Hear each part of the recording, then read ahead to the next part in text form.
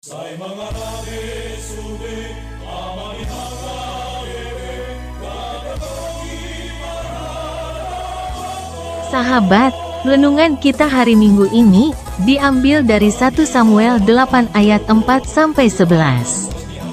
Dan bila kita baca nas 1 Samuel 8, sangat kontras adanya suasana politik yang memecah belah di Israel kuno pada masa itu.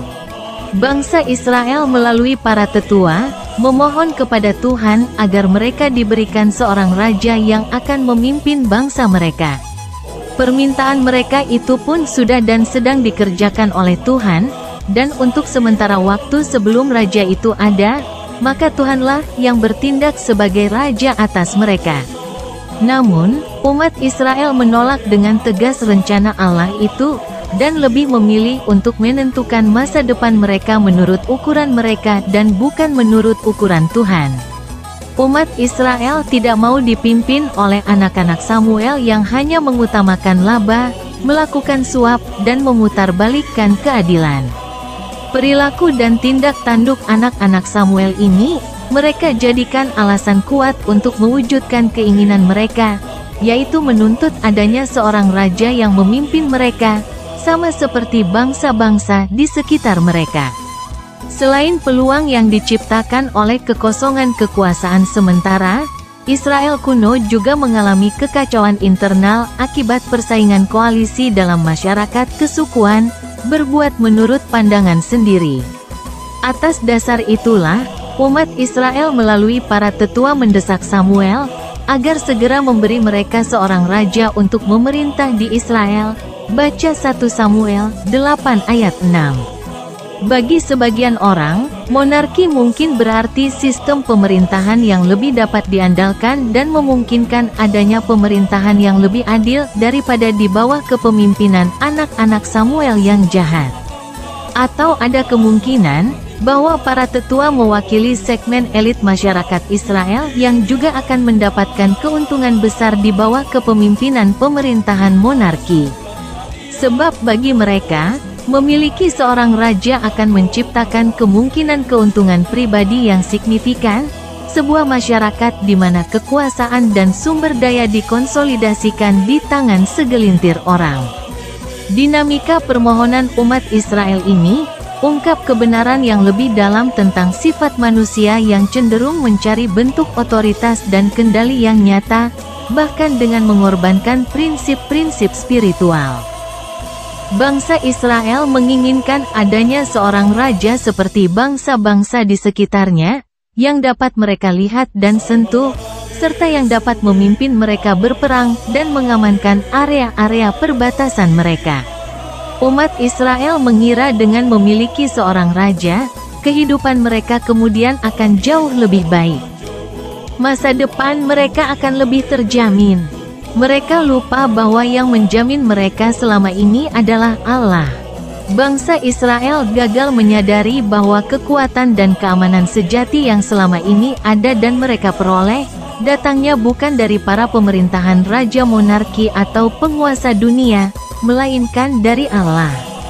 Allah yang Maha Kuasalah yang telah membawa mereka bangsa Israel keluar dari Mesir, memimpin mereka melewati padang gurun, dan mengukuhkan mereka sebagai umat pilihan. Umat Israel pun tidak pernah mau belajar dari pengalaman-pengalaman sebelumnya. Ketika Tuhan diabaikan, maka hidup mereka selalu diwarnai berbagai tragedi dan penderitaan. Samuel mengeluhkan sikap Israel kepada Tuhan. Tapi Tuhan cukup bijaksana. Ia berkata, bahwa bukanlah Samuel yang mereka tolak, tapi dialah yang ditolak oleh umat Israel. Samuel, yang memahami betapa pentingnya permintaan mereka, kembali memperingatkan orang-orang tentang konsekuensi pilihan mereka, dan merinci bagaimana perilaku seorang raja manusia bila memimpin mereka. Nah, kalau kita baca nas 1 Samuel 8 ini, sangat terang benderang ada kewajiban yang ditanggung umat Israel sebagai konsekuensi atas adanya raja manusia, dan sebenarnya hal itu cukup berat bagi mereka. Seorang raja manusia akan mengeksploitasi semua sumber daya, mewajibkan putra-putra mereka untuk mengabdi, serta akan menundukkan mereka sesuai keinginan penguasa, dan mereka pun akan menjadi budak raja manusia. Intinya umat Israel harus korbankan anak-anak mereka dan penghasilan mereka.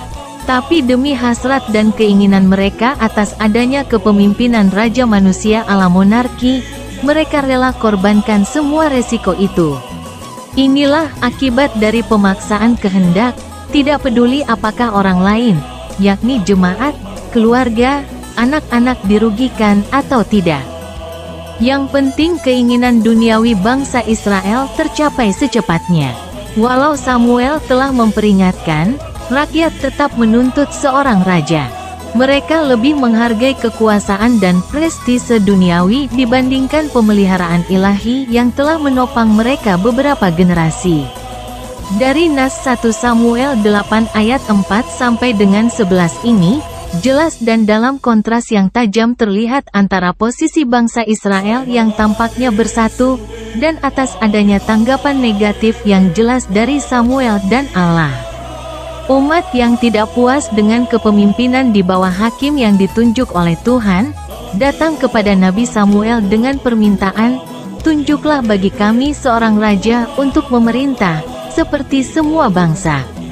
Dalam kehidupan kita sendiri, kita mungkin sering tergoda untuk menaruh kepercayaan kita nan kuat pada institusi, pemimpin, atau harta benda. Kita mungkin mencari validasi dan keamanan dalam hal-hal dunia ini. Namun marilah kita ingat, bahwa semua kerajaan di bumi hanya sementara, sedangkan kerajaan Allah bersifat kekal.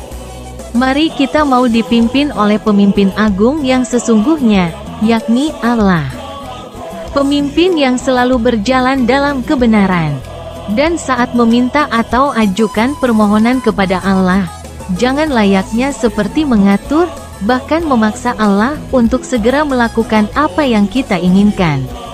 Allah senantiasa menjawab dan menguatkan para hambanya di tengah pergumulan hidup, seperti keluhan Samuel yang kontras terlihat dalam nas khotbah minggu ini. Ingat, kepemimpinan adalah sebuah tugas yang tidak mudah, karena memiliki banyak tantangan dan pendapat berbeda dari orang lain. Terlebih memiliki rintangan berat, sebab melahirkan unsur suka dan tidak suka. Allah punya banyak cara untuk menolong dan menguatkan kita. Maka kita hendaklah berpengharapan yang hidup kepada Allah, bukan pada penguasa-penguasa pemimpin duniawi. Selamat hari Minggu dan selamat melaksanakan ibadah minggu kedua setelah Trinitatis. Mari kita bekerja nyata untuk dan atas nama serta hanya memuliakan Tuhan, kapanpun dan dimanapun kita berada. Horas dan sampai jumpa di konten-konten renungan Kristen lainnya. Atas perhatiannya, dihaturkan terima kasih.